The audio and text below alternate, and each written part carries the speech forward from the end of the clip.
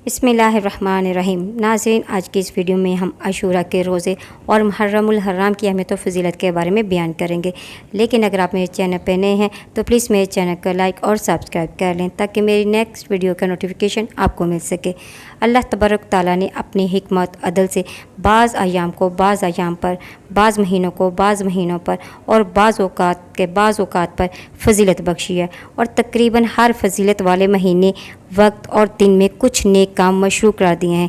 इनमें गुनाह के काम से रोका और अपने रसूल खुदा सल्लल्लाहु अलैहि वसल्लम की नाफरमानी को ज़्यादा काबिल मज़म्मत बताया है। इन्हें अफजल मोहतरम महीनों में एक महीना मुहर्रम का और इन्हीं में एक दिन आशूरा का भी है।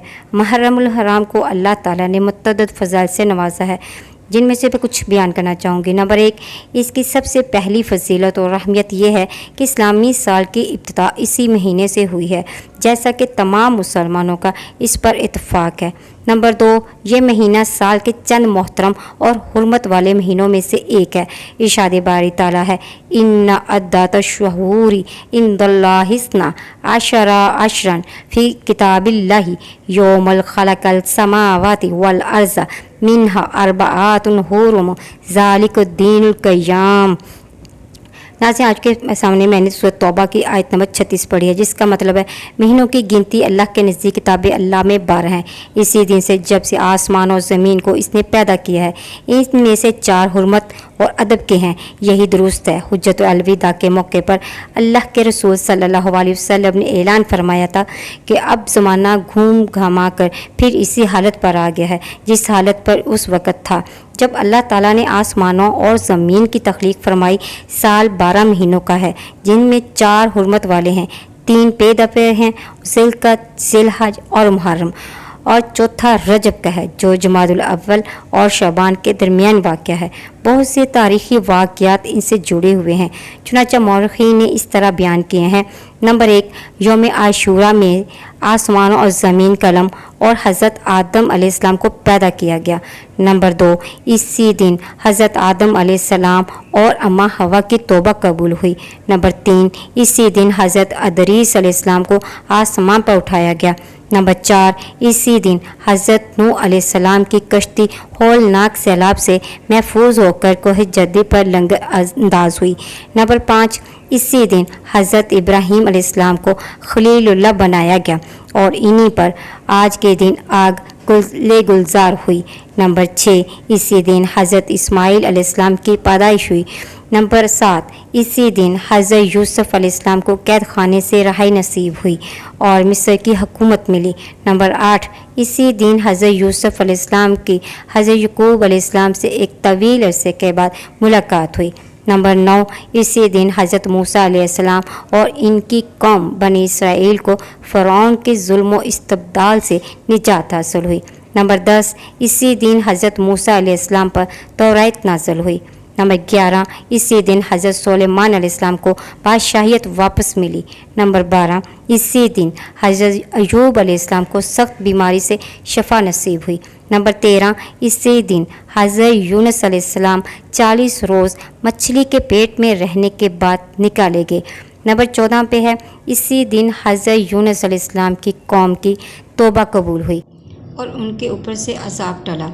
नंबर 15, इसी दिन हज़रत ईसा अलैहिस्सलाम की पैदाइश हुई। नंबर 16, इसी दिन हज़रत ईसा अलैहिस्सलाम को यहूदियों के शर से निजात दिलाकर आसमान पर उठाया गया। नंबर 17, इसी दिन दुनिया में पहली बाराने रहमत नाज़िल हुई। नंबर 18, इसी दिन कुरैश खाना काबा पर नया ग़िलाफ़ डालते थे। नंबर 19, इसी दिन हज़ूर अकरम सल्लल्लाहु अलैहि वसल्लम ने हज़रत खदीजा सलामुल्लाह से निकाह फरमाया। नंबर 20, इसी दिन कूफ़ी फ़रेबकारों ने नवासे रसूल सल्लल्लाहु अलैहि वसल्लम और जिगर गोशा फ़ातिमा ज़हरा सलामुल्लाह को मैदान करबला में शहीद किया। नंबर 21, इसी दिन बिनते फ़ातिमा ज़हरा सलामुल्लाह इमाम महदी अलैहिस्सलाम का ज़हूर होगा और इसी दिन क़यामत आएगी। मज़कूरा बला वाक़या से तो यौम आशूरा की ख़ुसूसी अहमियत का पता चलता ही है।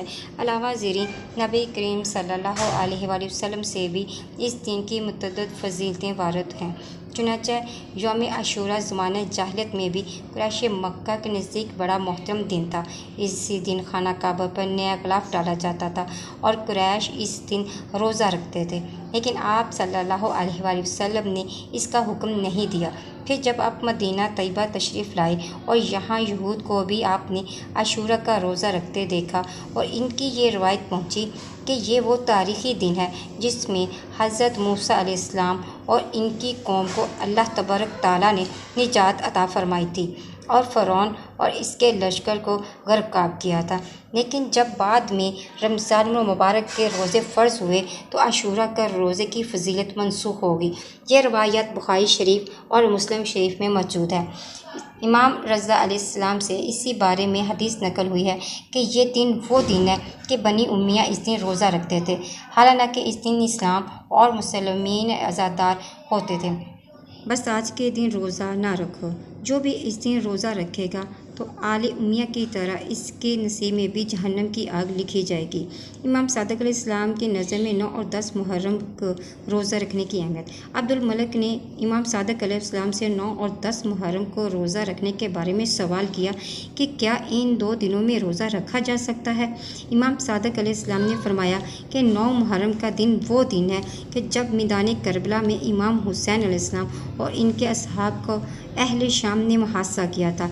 इब्ने मरजाना, अब्दुल्ला इब्ने ज़ियाद मलऊन और इब्ने साद मलऊन अपने लश्कर की ज़्यादा तादाद देखकर बहुत खुश थे।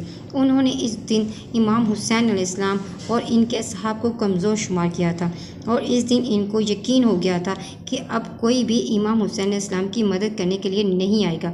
फिर इमाम सादिक अलैहिस्सलाम ने गिरिया करते हुए फरमाया कि मेरे माँ बाप इस हुसैन पर से कुर्बान हो जाएं कि जिसको कमज़ोर शुमार किया गया और वो परदेश में थे।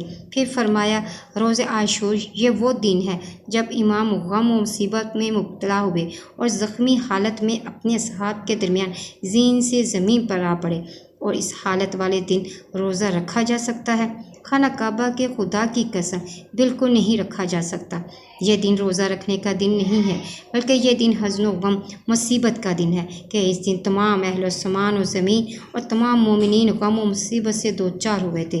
रोज़ा आशूर इब्ने मरजाना आले ज़ियाद और अहले शाम के लिए खुशी और शादी का दिन हो सकता है। खुदावंद आलम का गज़ब व गुस्सा हो इन पर, इनकी औलाद पर।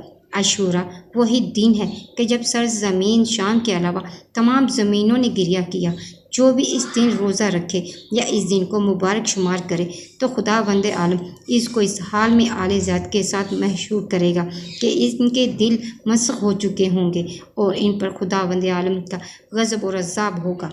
जो भी इस दिन अपने घर में खुशी की हालत में कोई ज़ख़ीरा करे तो खुदावंद इसके दिल को नफाक में मुब्तला करेगा, यहाँ तक कि वो ऐसी हालत में खुदा से मुलाकात करेगा और बरकत को इससे और इसकी औलाद से दूर कर देगा और शैतान को इन सब के साथ शरीक करार देगा। अहले सुन्नत के एक बास बसीरत आलम मन्नावी ने रोज़ा आशूरा के बारे में कहा है कि जो कुछ आशूरा के दिन के रोज़े की फजीलत, नमाज, इन्फाक, ख़ज़ाब करने, बालों में तेल लगाने और आँखों में सुरमा लगाने वगैरह के बारे में बयान किया गया है वो सब बिदअत है कि जिसको इमाम हुसैन अलैहिस्सलाम के कातलों ने ज़िक्र किया है और यही बातें इनकी अहले बैत के साथ दुश्मनी की भी अलामत है कि इन सब बिदअतों को तर्क करना वाजिब है। और एक रवायत में है कि यजीदी और बनी उम्मिया ने यह मन्नत मांगी थी कि वह हुसैन इब्ने अली अलैहिस्सलाम को कत्ल कर दे तो फिर ही रोज़ा अफ्तार करेंगे। लिहाजा जब उन्होंने इमाम हुसैन अलैहिस्सलाम को शहीद कर दिया तो इसके बाद उन्होंने जश्न मनाया और हुक्म दिया कि अपने लवाहिकीन की कब्रों पर जाओ, इनको मुबारकबाद दो कि आज हमने आले अली से इनके कत्ल का बदला ले लिया। ये वो लोग थे जिनके साथ मौला अली इस्लाम ने जंगें लड़ी थी और इनको कत्ल किया था। लिहाजा बनो उम्मिया ने रोज़ा खोला, जश्न मनाया और अपने लवाहिकीन की कब्रों पर फूल निछावर किए। शरीयत इस्लामिया में पूरे साल में 2 दिन रोज़ा रखना हराम है, एक ईद उल फितर और दूसरा ईद उल ज़ुहा के दिन। इसके अलावा पूरे साल में एक दिन रोज़ा रखना हराम कुछ के नज़दीक मकरूह है और वो है आशूरा के दिन का रोज़ा।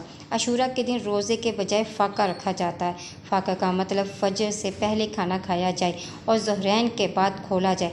फ़िक़्ह जाफ़रिया जिनके नज़दीक आशूरा का रोज़ा हराम है, जबकि अहले सुन्नत हज़रात जिन्हें फ़िक़्ह हनफिया कहते हैं और इमाम हनफिया इमाम जाफ़र सादिक़ अलैहिस्सलाम ही के शागिर्द थे। लिहाजा जब आले रसूल फ़र्ज़ंद रसूल फरमाए कि आशूरा के दिन फ़ाका रखें तो समझ लें कि फ़ाके का अजर सवाब कितना होगा। नाज़रीन, आज की अगर आपको मेरी वीडियो अच्छी लगी तो प्लीज़ मुझे कमेंट्स में ज़रूर बताइएगा। मज़ीद इस्लामी वीडियोज़ के लिए मेरे चैनल को लाइक और सब्सक्राइब करें। मिलते हैं नेक्स्ट वीडियो में। फ़ी अमान अल्लाह।